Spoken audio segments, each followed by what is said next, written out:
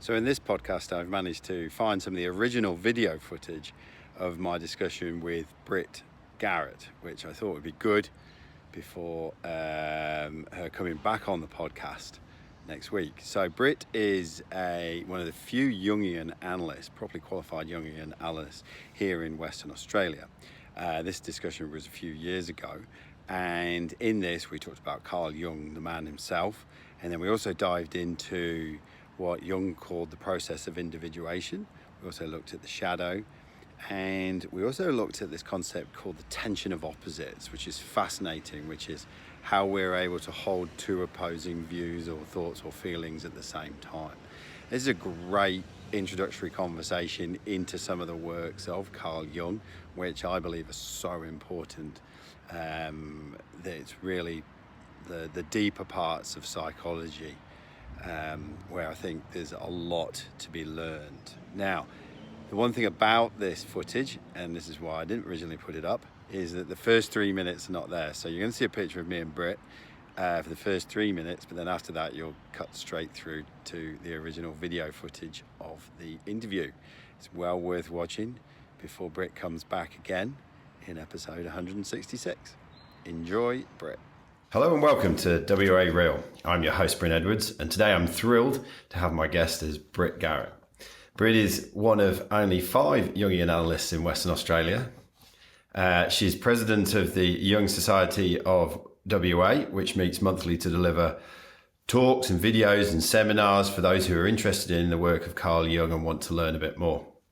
Originally from Texas, she moved around a fair bit before landing here in Western Australia nearly 20 years ago, and she has an established practice in Fremantle and also hoping to develop another down in Margaret River to facilitate a bigger move down there.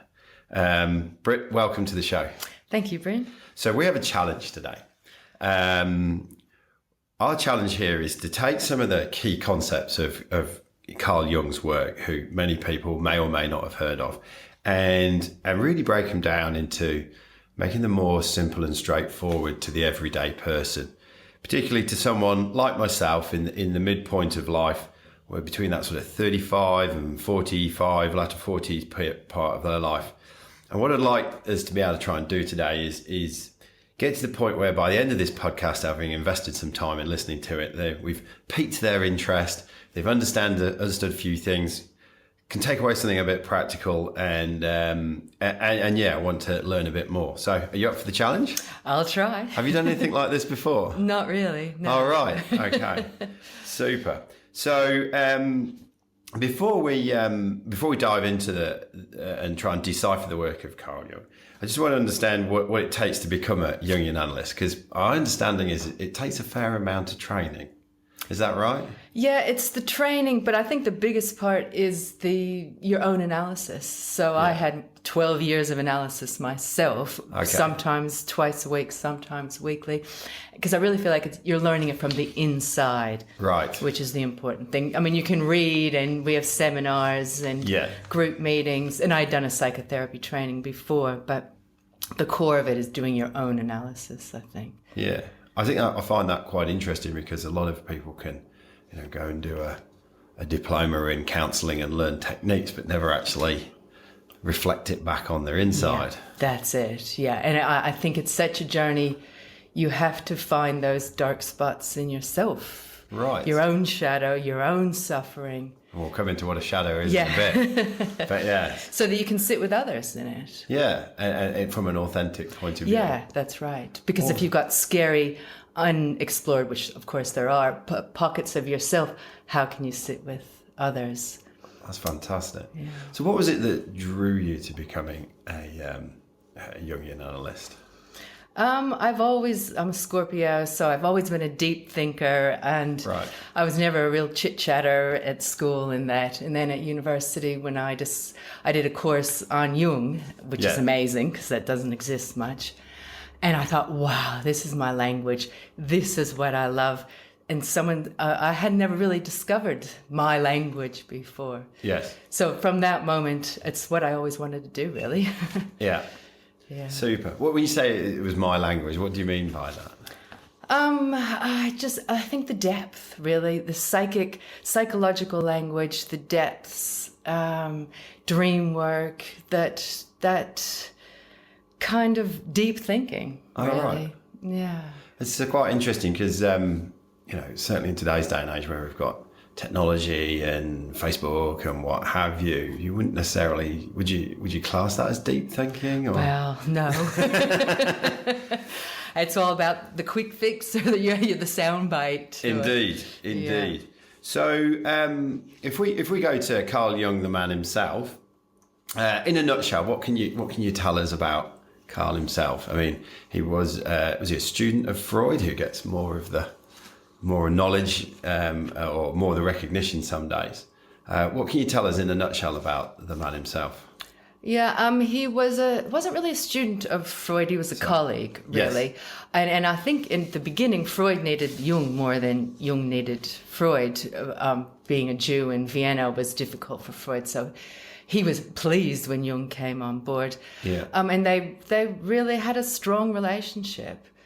I don't know how in a nutshell it'll be, but yes. Basically it was because Freud didn't really want to look so much at the meaning. He really reduced everything to sexuality, and that's where Jung differed from him. Jung felt like there was other instincts besides just sexuality, and he really wanted to explore the depths of psyche, the layers of psyche, not just kind of the id and the superego and the ego. But when he split with Freud, it was a huge point in his life, and he went through what you would probably say a midlife breakdown, where all his structures of life and what he had seen his life was going to be suddenly fell out from under him. And that's when he did his own inner journey, and he wrote the Red Book. Right. The Red Book came out of it. And so he really... Can you explain what the Red Book was? It was his diary, really. It was his journal. And he did a lot of what he then realized was active imagination. So through his dreams and just through kind of communicating with his inner world, he really took it seriously. And we could say, some people say it was like a psychotic breakdown, because all of these figures and all of these images just gushed up from the unconscious, which is a definition of madness. But he communicated with them, and he took them seriously, and he listened to them. And that really was the beginning of Jungian analysis. I think he did it to himself by going into his inner world. And everything that he wrote after that, all of his work, you can see the seeds of that in his own journey into the depths. And the first line is something like, my soul is missing. This whole journey began with a search for his soul. Right. So that's kind of basically Jungian analysis in a nutshell, the search for the missing soul. So when we say soul, what do we mean here? I'm just reading a biography of James Hillman, who's a Jungian in a way. And he's just saw a great definition. It's the third thing between spirit and matter. Right. So I think that's just a great way of thinking. The third thing between spirit and matter. How do we... Well, spirit is the heights, is the spiritual heights, and matter is the physical body. Yes. So what is between man and God, really? Or, it's the in-between place. Yeah. Super. So, if we take one of Jung's concepts around the process of individuation. So my understanding, and I'll be clear here, I've done a bit of reading into Carl Jung. I do have a background in psychology, and I think this was the bit that spoke to me most over the last several years as I went through, as I've said in my earlier first podcast, when I became the poster boy for a cliche midlife crisis, and I was sitting there trying to work out what was going on, that I happened across a book that talked about the process of individuation, and it started to make sense, some of the changes that was going on within me.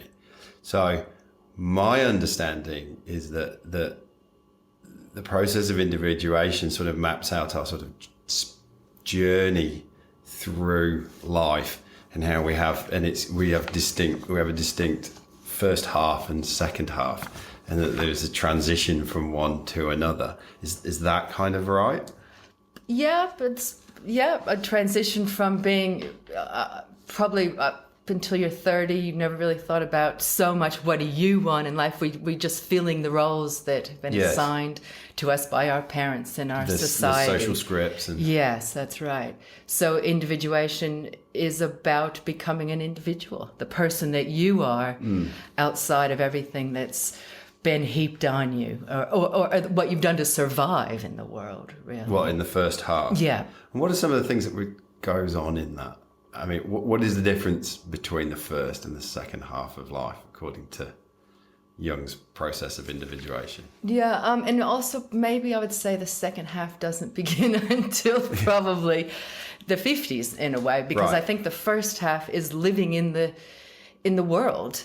And it's interesting when young people come to analysis, because often young people are attracted to the depths and the big not Jung. Yes. young Jungians attracted to the depth world. But part of the process is you got to live in the world first. I think you really got to do those things, get a job, have a family or relationships, or do these kind of in the world things, and have ambition and want to achieve, that they're important.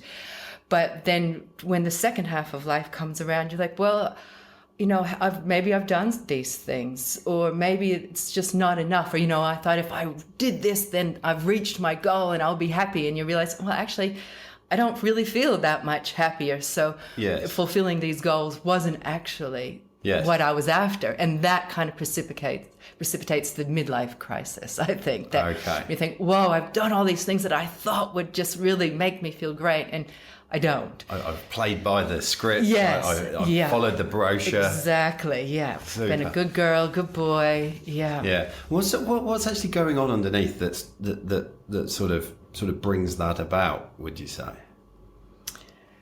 Why is it at the midlife all of a sudden these new questions start to happen?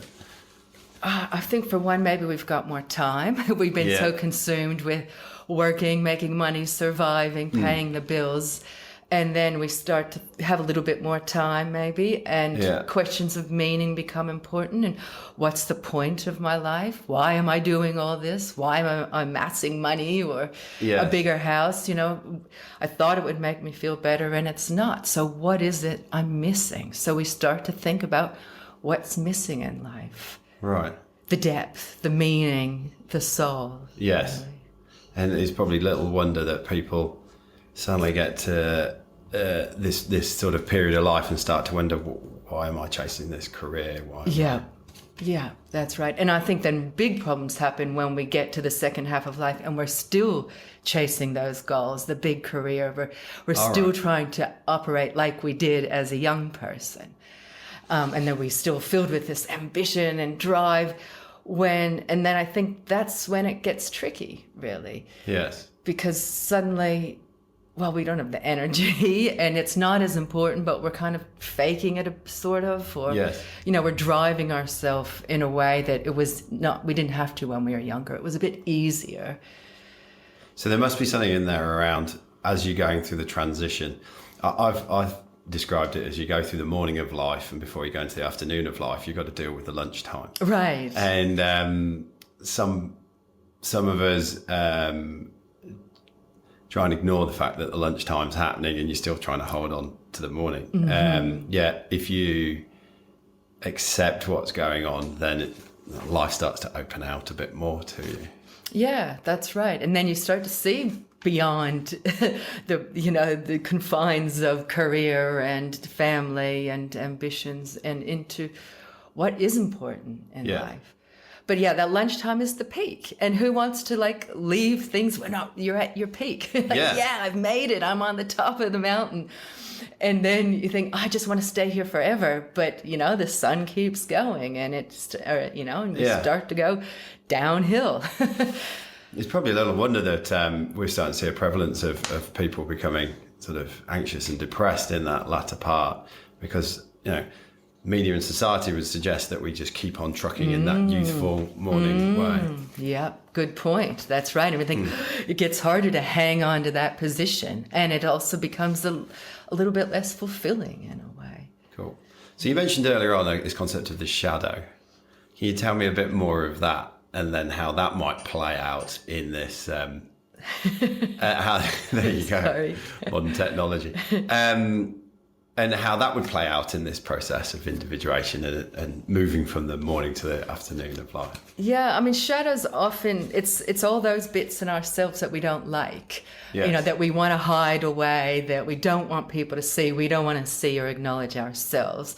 A lot of people think it's just kind of negative things or bad things, but it's just those things we don't really want to know about in ourselves.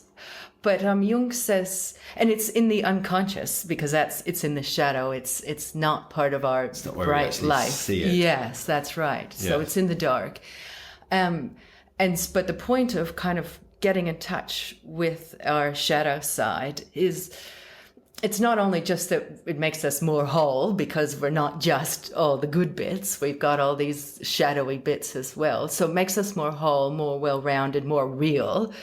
But also there's a lot of energy in the unconscious that is lying dormant, really. And Jung says that the shadow, by contacting the shadow, it's our first port of call for the treasure or the energy or the gold that's in the unconscious. So it's via the shadow that we start to actually go down into the depths of psyche.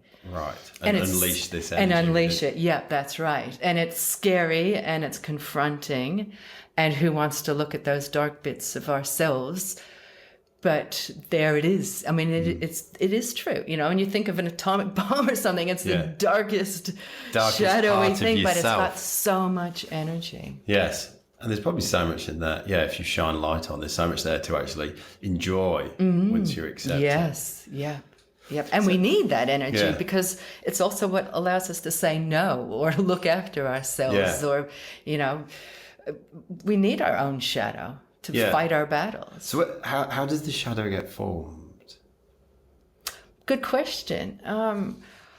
Probably because we're supposed to be bright, shiny, happy, good boys and good girls for mommy and daddy. And so all those things we're not, and all our jealousies and petty rivalries and all our negative thoughts, we just put in the basement. And we've been trying to be basically what mommy and daddy want. And that's how we survive, by being what they want. And what they don't want gets pushed away. Right. And then from mum and dad, then it becomes what the teacher wants. And then what we need to do to get to university, and then what we need to do to get a job, and then what we need to do to be successful. Yeah. So I suppose, if I'm understanding this correctly, the more we define ourselves in a way that leads us towards this sort of success that we talked about, the more we're putting parts of ourselves away into a box. Yeah, that's right. Yeah. And is there something there around when we get to this midpoint of life that there's so much in the box and so much energy in the box that we put away that finally the box is over full and it's time for it to explode? Yep. Yeah, I think that's one way it comes up. It explodes, and we might have just completely overturned, quit the job or get the divorce or just completely have the affair. Have the affair, exactly. Buy the sports car. Yep, that's right. Yeah, and we've gone along on this one trajectory, and then suddenly we do a U-turn. Yeah, that's one way. I think another way is it takes so much effort to keep that lid on the box that's where depression and anxiety come in. Be like, we're sitting on that, and we cannot let that stuff get out. So it really suppresses all energy in the psyche. So depression and anxiety, I think, are a way of keeping a lid on the box. On the things we don't like. Yeah. We don't want to face about ourselves. Yeah, that's right. All right, yeah. So there's also this concept of holding the tension of opposites. How can you explain a bit more about that? Yeah, it's one of my favorite concepts of Jung, and it's probably one of his biggest. And say it's like our good bits and our bad bits, our positive and negative. Discussed, yeah. So how to hold both. We're both, Yes. And we tend to flip from one to the other, happy and then angry, or, Yes. but how to keep in mind both. Or, people come into analysis and say, what should I do? Or, I want to do this and I want to do that. And Jung's big on, it's not either or, but. So if I came to analysis with you, what would I be doing? I would say, I always say, why here, why now? Yeah. Because what's brought you in right this second. Yes. So that kind of brings us to the issues. And then I work a lot with dreams. Right. Because that's where the unconscious comes up. Right. You might come in and say, well, I've got this problem and I've got this problem and I've got this problem. What should I do? But that's all in the conscious, And Yes. and plus I wouldn't say what to do because I don't know. Yes. But I work on the premise that something in you does know. So let's find it. And let's create a space for it. So I think dreams are big. It brings in the unconscious stuff we never would have thought of, because you'll say, oh, I dreamt of riding a bike last night. And I'll say, how did that feel? What was that like, riding that bike? And you say, oh, the wind in my hair. Oh, it just felt so free. And I'll say, is that a familiar feeling? And either you say yes or no, or, that just leads into places we never would have gotten to if we had a kind of a conscious agenda. Continually staying in that conscious problem-solving part of our mind that we're in. That's right. Day in, day out, going to work. Yeah, that's right. Because that's the closed system. Nothing new is coming in. Yes. The unconscious brings in something new. Okay. So we were talking about holding the tension of opposites. Yeah. Yeah. So even if, say, the dream of riding a bike, it's like, oh, yeah, I feel the wind in my hair. And then, so like, what's that like, feeling the wind in your hair? So you feel that. And then what's it like when it stops, And so then you feel that and you're like, oh, I'm so deflated, or it's so boring. Or so how to hold this tension, the wind in my hair, I felt so free, hold that. And a big way I like doing it is Robert Bosniak's dream work is, he really works with this, is you feel it in your body. So where in your body do you feel this freedom? And so then you can really locate it and feel it and hold it. And where do you feel this deflatedness in your body? What's that like? And so then you just really hold these two things, freedom and boringness, Yes. And the idea is you hold this tension and something new emerges out of it. A third is born from these two. Right. And that this is a new, spontaneous way of looking at things. That's what Jung called the transcendent function, the new thing that spontaneously arises. All right.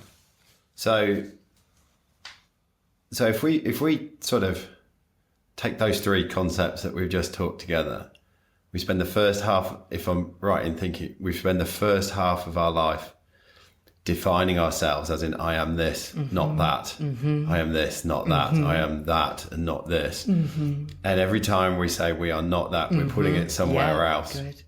Through the first half of our life. They're putting it into this shadow, which may be some sort of a box that is filling up with energy, and we're trying to suppress it and suppressing it. And the more we're suppressing it, the more we're starting to feel anxious and depressed. And then at some point, poof, it's too much and it blows up. And then from there, we suddenly realize that we're not just who we thought we are, we're also this other part of ourselves. And then there's the tension of holding that. That could be scary stuff. Very, yeah. But by holding those two, there's more sort of aligned way of moving forwards with ourselves. Is that? Yeah, that's right. And I like that more aligned way of staying with ourselves, because this is who I am. This is what we're sitting in, not who I wish I was or should have been, but this is who I am. And another big scary part of it is not knowing, because I always say that's a big part of analysis. You're sitting in not knowing. You're sitting in uncertainty. What's the best way forward? I don't know. Is this stuff coming up? And that in itself is scary. Absolutely. And because there isn't one right way forward. There isn't a recipe. There isn't a prescription. If you do this, then you'll be fine. Yeah. Far out. So if I'm an everyday person listening to this, and I'm sitting there going, okay, So now I get a rough idea of underlying, on a psychic level, underlying what's going on inside of me. And now I'm starting to understand why I'm feeling a bit depressed and anxious, and new things are coming up, and I've got this urge to leave my job, pardon me, and pursue something. What can I actually be doing to be on top of this process rather than being a victim of this process? As in, if left unabated, I could become another poster boy for a midlife crisis. Yeah. I think first and foremost is feeling how you feel. Because that's the kind of stuff we push back. Oh, I'm feeling a bit unhappy, or I'm feeling a bit dissatisfied. So we push that away and we work harder. Yeah. But if you think, oh yeah, you don't have to do anything with that. You just feel it. What's that like to feel a bit dissatisfied? Just feel that. Yes. I think that's really important, because then you're tuning into what's going on for you. And also, of course, dreams, paying attention to dreams. A lot of people say, I don't dream, but I think if you make space for it, or you think about it before you go to bed, and you honor them, that you'll find that you do. And a snippet is all you need. You don't need a big, long What do you do dream. with that snippet? You feel it. Feel it. Again, what's that like to feel that? Is that a familiar feeling? You know, and I'll always say, well, what do you make of that? Yeah. Because again, it's not like there's a dream image. If you have a bicycle, it means this. It's like, well, what's it like for you? Yes. On that bicycle? You know, maybe it's lonely because you're all by yourself riding it, or maybe it's you feel free. It's like, well, what's it like for you? Because then you're tuning into how you feel. And that's what gets lost. You know, mommy and daddy tell us, this is how you feel. Don't be sad. Just do this. Yes. Or, you know, have an ice cream if you hurt yourself. Don't pay any attention to it. But, so then we get lost from ourselves. We get separated from ourselves. So by tuning into how we feel, that's... And being present with it. And being present to it. Exactly. Yes. Yeah. So it's not like rocket science, but it's difficult. Yeah. It's difficult to feel with those, to stay with those feelings. Yeah. And I guess it takes energy, it takes effort, it takes putting the phone down, breaking habits. Yep. You know, we've just had the 10 years of iPhone come out, and you know, I was watching a program last night about the impact of smartphones on our lives. You know, there's not an app for this stuff, is there? No. Well, I think there might be. I think there's lots of mindfulness apps, but there's probably a dream. But no, because you like you say, it means putting away the phone and not also Googling, what does this mean, or what should I do? That's, you know, also a tendency. Like, well, what do you reckon? Yeah, because there's a huge amount of resources inside of it. Yes, that's it. Yeah, and I think that's what analysis does. It provides a space for that and a place to honor it, which nowadays there's experts and apps for everything. Yes. So we don't sit with ourselves so much. So have you always yourself been tuned into this sort of stuff, or did you have to go through a journey to find it? I think I've always been tuned into it, but it's not, you know, I've been an introverted, deep thinker, but it's not really kind of socially acceptable. So my journey was how to be that in the world, you know, and still go to parties or whatever. That? Well, you know, how to chit chat, or how to, that's why when I went to my first psychotherapy training, I was like, wow, this is so fabulous, because I finally get to talk this language. And I've found that now that I can talk the language and I work in this way, I can be a much kind of lighter, brighter, normal person. You found your tribe to talk to. Yeah, that's it. And I get the opportunity to live out what's so important to me. Depth talking like this. Yes. Yes. Because there's, again, if I look at it, modern day workplace, certainly seems to reward at times the extrovert over the introvert. Yeah. Unless you find yourself one of those sort of, I don't know, my experience would be engineering jobs where you're left by yourself to work on stuff. Yeah, which in my mind would be heaven, because I like to be left by myself to work on something. But it's the chatting around the water cooler that would be my hard bit. Yes, the actual connection. Yeah, the chit chat, the deep connections I like, the one-on-one, but the chit chat, the light stuff is difficult. So, I read Game of Thrones. I haven't watched it, so I can't really talk on that level. But, I read it on an introverted level, and it was okay. But, Yeah, and I think it's interesting you say that, because that's kind of what I'm trying to do here with WA Real, is to have real conversations with people, rather than just the chit chat, and try and put things forwards that we can talk about. So, if we just look at yourself a bit more, what do you do? What sort of things do you do that make you feel grounded, and when things get hectic, what sort of things do you do to bring yourself back to yourself? Breathe. Number one.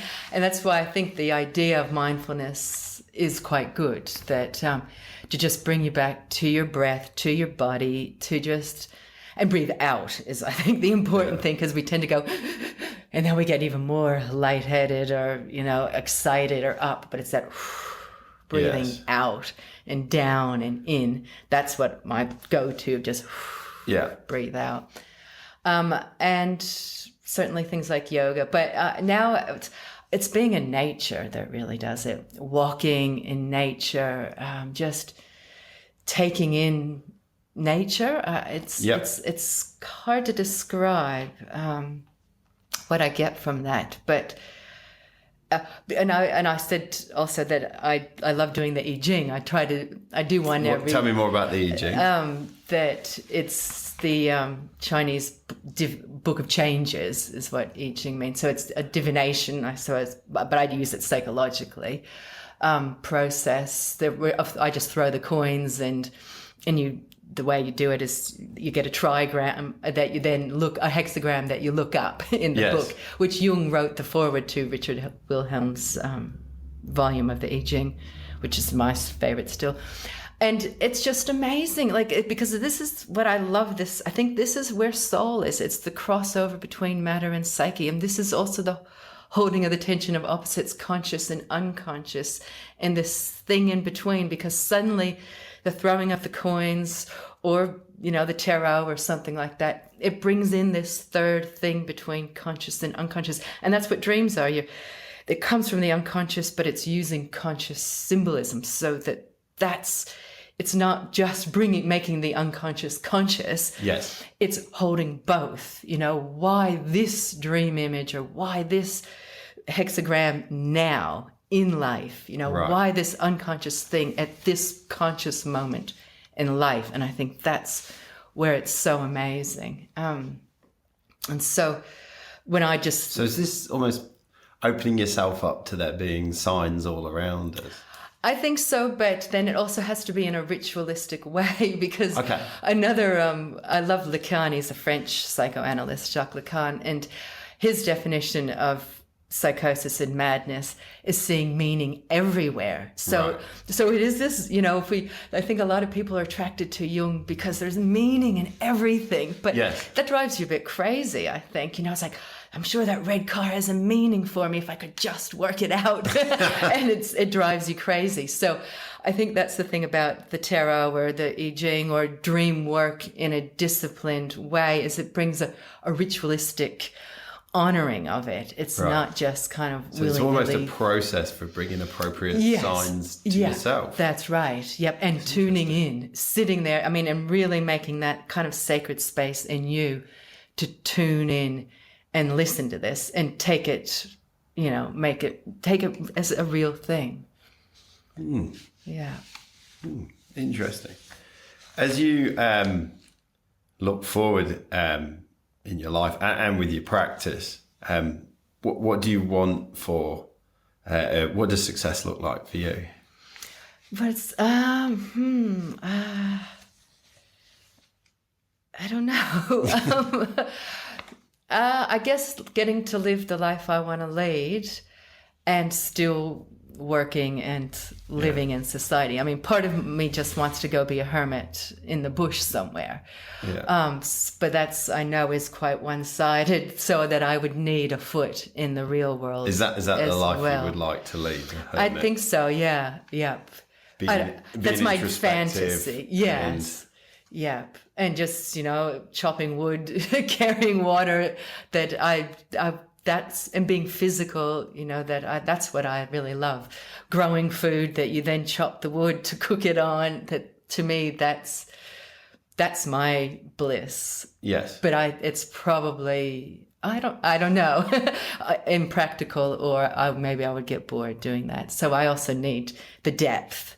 And that's why work gives me the depth in life. And then reading, but just reading doesn't quite do it for me anymore. I need to be thrown into it, or it has to hook me or something. I can't just study now. I read a lot of novels for fun. You need more practice and interaction with people. Yeah. And I need a hook. It has to draw me in. I can't just read so I can learn something to know it. Now it has to really hit me over the head and hook me in. What's this one sort of thing that people would be surprised to know about Britt? Maybe that, because it's that I would really like to just have a garden, grow my food, chop the wood and cook it on the stove. And I think maybe that kind of surprises me, because I thought I was quite ambitious, a real depth thinker, but really, the simple things in life are important. Super. If you could go back to the start of your career as an analyst, and you could have a quick chat, present Britt could go back and have a chat with past Britt, what's some of the advice you'd be giving her?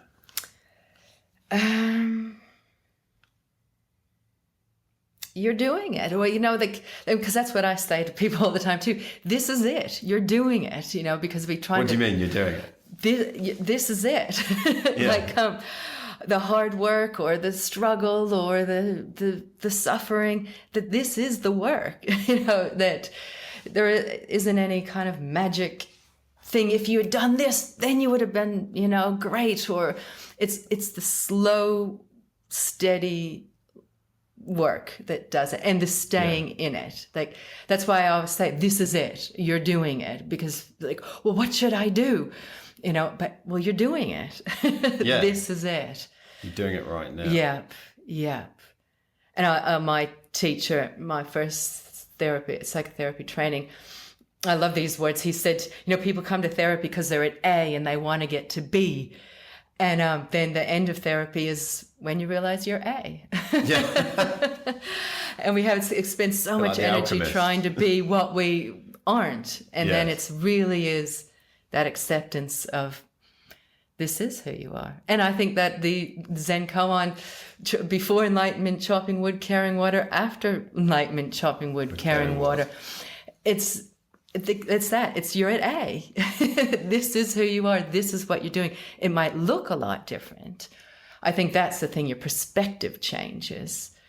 Not that I'm saying it brings enlightenment, but I think your outlook changes. And I think that's what Jung says about the transcendent function that arises spontaneously out of these tension of the opposites, is that it's a new way of seeing, and it's experiential. It's not an applied knowledge. So that it's our experiences that bring us to who we are. So that's what I mean when I say you're doing it. This is it. That's great, because I hear so many people say, oh, I really need some coaching so I can be like this, or I can be like that, or I could be like something. Yeah. And they want to change the fact that you are already everything you need to be. Yeah. And really, you just need help to see that. Yeah, and to honor it, and to hold the space to bring it out. It's inside of you already. Yes, yeah. Fantastic. What's the best bit of advice you've ever received? Best bit of advice? Maybe that is it. That Not that it's, well, is to not give advice, probably. Because that is what therapy is. It's very difficult to not give advice.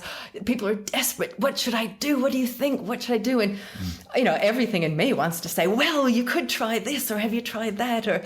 But to say nothing puts it back on you. Well, what do you think? Well, what do you reckon? That's the best bit of advice. What do you think? And then in some way, I think I've managed to do that with my children, that I've just let them find themselves. And one of them would say he needed a lot more direction in life. Yes. But I still think I was right. No. But that there is something about finding your own direction.